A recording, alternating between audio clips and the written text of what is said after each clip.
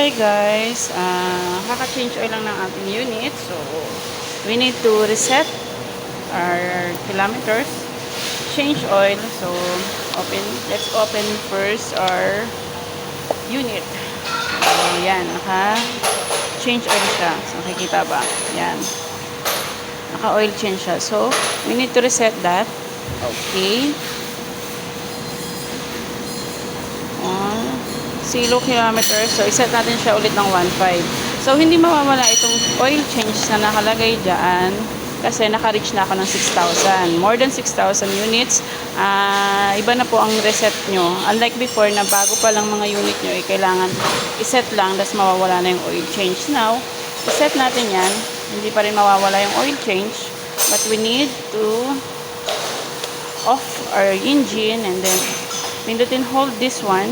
Hindi ko alam, set ata to, set, then open our unit, then saka mawawala yung oil change.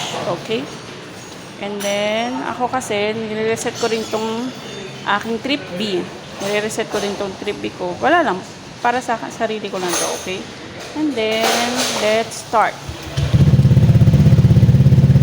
Para lang to sa mga matagal ng units ha, para pag bago pa, set lang naman ang need nyo and then mawawala na yung oil change. Pero pag more than 6,000 kilometers ka na, ganun po ang setup ng inyong change oil para mawala yung nakalagay ditong change oil. Kaya every 1.5 lang naman ako nagsi-change oil. So actually every month. So, nare-reach ko na yung 1.5. More than 1.5 pa nga minsan. So, yun lang. Thank you for watching.